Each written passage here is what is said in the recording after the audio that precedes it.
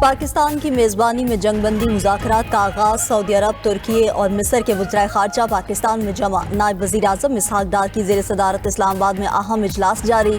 مشرق وسطیٰ کی صورتحال اور کشیدگی کے خاتمے کے لیے تجاویز کا تبادلہ۔ چاروں وزرائے خارجہ کا امن و استحکام کے لیے مکالمے اور سفارتکاری پر زور۔ پاکستان اور برادر ممالک کا خطے میں امن کے لیے مشترکہ کوششوں کا اعادہ۔ 4 فریقی اجلاس کے آغاز پر وزرائے خارجہ نے مشترکہ گروپ تصویر بھی بنوائی۔ اسحاق ڈار نے سعودی وزیر خارجہ شہزادہ فیصل بن فرحان کا استقبال کیا۔ اسحاق ڈار کی سعودی وزیر خارجہ شہزادہ فیصل بن فرحان سے ملاقات۔ علاقائی صورتحال، مذاکرات اور خطے میں امن کی کوششوں پر زور دیا گیا۔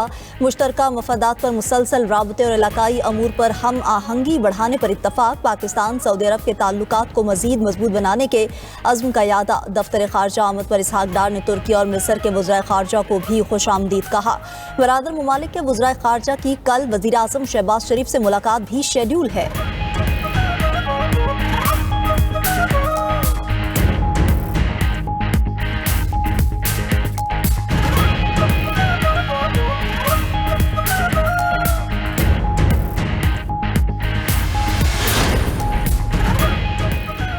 پاکستانی پرچم بردار مزید 20 بحری جہاز آبنائے ہرمز سے گزریں گے۔ ایران نے اجازت دے دی۔ وزیر خارجہ اسحاق ڈار نے ایکس پر پیغام میں کہا کہ روزانہ 2 جہاز آبنائے ہرمز سے گزریں گے۔ ایران کی طرف سے یہ خوشائند اور تعمیری اقدام ہے اور لائق تحسین ہے۔ یہ امن کا ضامن ہے اور اس سے خطے میں استحکام لانے میں مدد ملے گی۔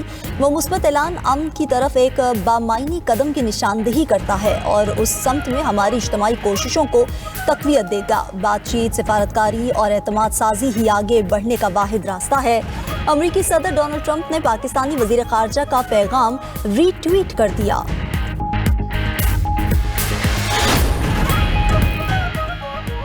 امریکی اور اسرائیلی جنگی طیاروں کی ایران پر بمباری۔ شیراز صوبہ فارس میں 4 دھماکوں کی آوازیں سنی گئیں۔ خوزستان اور ہفتگل میں پانی ذخائر کو نشانہ بنایا گیا۔ ایٹمی توانائی کے ایرانی ادارے نے دعویٰ کیا ہے کہ وہ شہر نیوکلیئر پاور پلانٹ کو ایک بار پھر نشانہ بنایا گیا۔ اسرائیلی فوج کا ایران میں 100 اہداف کو نشانہ بنانے کا دعویٰ۔ کہا کہ ایرانی فوجی صنعتوں کے خلاف حملے مزید تیز کیے جا رہے ہیں۔ ایرانی وزارت صحت کے مطابق ایران میں امریکی اور اسرائیلی حملوں سے شہادتوں کی تعداد 2076 تک پہنچ گئی۔ حملوں میں 26,500 ایرانی زخمی بھی ہوئے۔ 336 طبی اور ہنگامی مراکز کو نقصان پہنچا۔ اسرائیلی فوج نے دعویٰ کیا ہے کہ گزشتہ رات بیروت اور لبنان کے دیگر علاقوں میں حزب اللہ کے انفراسٹرکچر کو نشانہ بنایا۔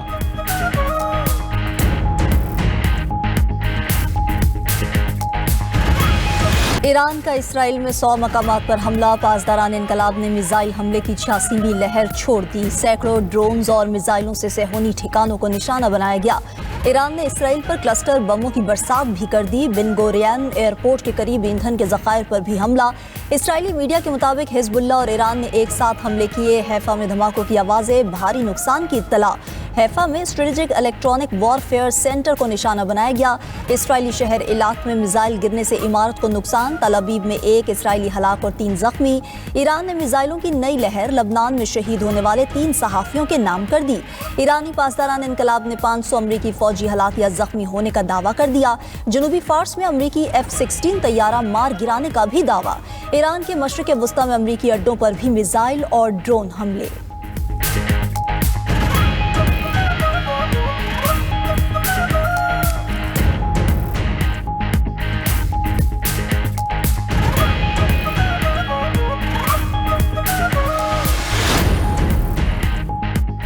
ایرانی حملوں میں امریکہ کا فضائی نگرانی کرنے والا جدید طیارہ تباہ۔ امریکی سرویلنس طیارہ جدید ترین ریڈار سسٹم سے لیس تھا۔ سعودی عرب کے پرنس سلطان ایئر بیس پر حملے میں امریکی فضائیہ کا نگرانی کرنے والا طیارہ E-3 سینٹری ملبے کا ڈھیر بنا۔ سلطان ایئر بیس پر تباہ ہونے والے امریکی طیارے کی فوٹیج بھی سامنے آ گئی۔ E-3 سینٹری طیارے کی قیمت 16 ارب روپے سے زائد ہے۔ امریکی بیڑے میں اب صرف 16 طیارے باقی رہ گئے۔ وال اسٹریٹ جرنل کی رپورٹ کے مطابق ایئر بیس پر ہونے والے حملے میں 15 امریکی فوجی بھی شدید زخمی ہوئے۔ امریکی محکمہ جنگ نے فوجیوں کے تحفظ کے لیے ہنگامی بنکرز کی تلاش شروع کر دی۔ فوری طور پر پورٹیبل بنکرز کے لیے کمپنیوں سے پیشکش طلب کر لی۔ اسرائیل نے ہماری یونیورسٹیز پر حملے کیوں کیے؟ پاسداران انقلاب نے امریکہ اور اسرائیل سے تعلیمی اداروں پر حملوں کی معافی مانگنے کا مطالبہ کر دیا۔ गैर मुल्की मीडिया के मुताबिक पासदारान इनकलाब ने कल दोपहर 12 बजे तक का अल्टीमेटम दे दिया। कहा कि मशरिक वस्ता में कायम तमाम अमरीकी और इसराइली तालीमी इदारे अब ईरानी निशाने पर हैं। तलबा, असातिज़ा और अमला यूनिवर्सिटी कैंपस से 1 किलोमीटर दूर रहें। Tehran university of science and technology और इस्फहान यूनिवर्सिटी पर हमलों के जवाब में 2 गैर मुल्की यूनिवर्सिटियां तबाह की जाएंगी। उधर आबनाए हुर्मुज़ के बाद बहिरा अहमर की बंदिश का खतरा। हौसी जंगजुओं की बहिरा अहमर बंद करने की धमकी। हौसी तर्जुमान ने कहा, अगर ईरान पर हमले बंद न हुए तो बहिरा अहमर से गुजरने वाले जहाज़ों को निशाना बनाया जाएगा।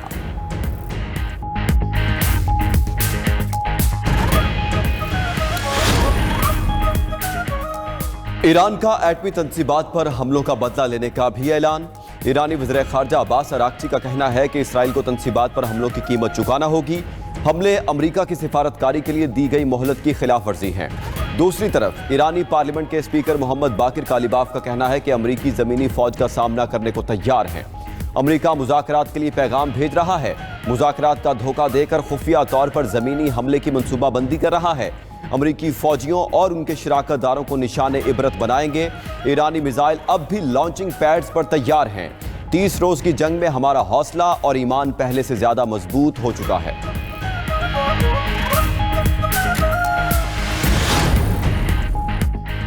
ईरान के साहिली इलाकों पर ज़मीनी हमले की तैयारी। अमरीकी अखबार के मुताबिक कार्रवाई कई हफ्ते जारी रहेगी। सदर ट्रंप की मंजूरी की सूरत में महदूद ज़मीनी कार्रवाई हो सकती है। ईरान के तेल के अहम जजीरे खार्क पर कब्जे की तजवीज़ ज़ेर गौर।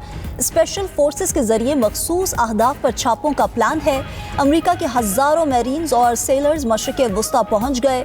अमरीकी सेंट्रल कमांड के मुताबिक बहरी जंगी जहाज़ USS ट्रिपली पर मौजूद अमरीकी फ़ौजी गुज़िश्ता रोज़ अमरीकी मरकज़ी कमान के दायरे इख्तियार में पहुंचे। अमरीकी जंगी जहाज़ पर 3500 सेलर्स और मैरीन्स मौजूद हैं। अमरीकी जंगी जहाज़ पर जंगी तैयारे और तकनीकी असासे भी मौजूद हैं। ईरान जंग के लिए अमरीका ने अपना तीसरा बहरी बेड़ा जॉर्ज H.W. बुश वर्जीनिया से मशरिक़ वस्ता रवाना कर दिया। कोई भी ज़मीनी कार्रवाई जिल्लत आमेज गिरफ्तारी पर ख़त्म होगी। अमरीकी फ़ौज को खलीजी मछलियों की खुराक बना देंगे। खातिमुल अंबिया हेडक्वार्टर्स के तर्जुमान इब्राहिम जुल्फ़कारी का कहना है कि ट्रंप नेतन्याहू की कठपुतली बन चुके हैं। ट्रंप एप्स्टीन फाइल स्कैंडल पर मुसाद के दबाव में हैं। ईरानी बहरिया का कहना है कि अब्राहम लिंकन फ्लीट की तमाम पोजीशंस की निगरानी की जा रही है। आबनाए हुर्मुज़ और बहराए ओमान पर मुकम्मल कंट्रोल हासिल है। मुनासिब वक्त पर जवाब देने के मुंतज़िर हैं। अमरीकी तैयारा बरदार बहरी जहाज अब्राहम लिंकन को रेंज में आते ही निशाना बनाया जाएगा।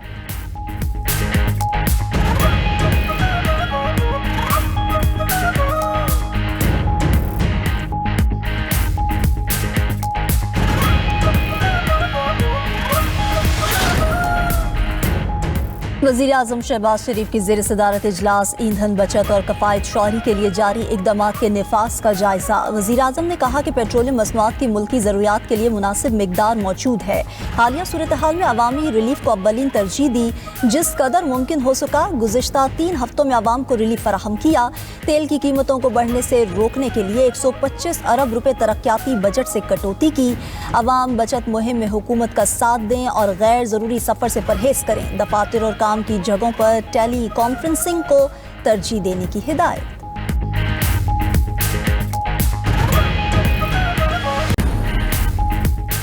बानी PTI की अहलिया बुशरा बीबी का अडियाला जेल रावलपिंडी में तिब्बी मुआयना। पिम्स अस्पताल के सरबराह शोबा चश्म डॉक्टर आरिफ खान ने बुशरा बीबी का मुआयना किया। बुशरा बीबी ने दाईं आंख से धुंधला नजर आने और सर दर्द की शिकायत भी की। डॉक्टर ने बुशरा बीबी को ड्रॉप्स और अद्वियात तजवीज़ कर दी हैं। मुताले और नज़दीक के काम के लिए रोशन जगह इस्तेमाल करने की हिदायत।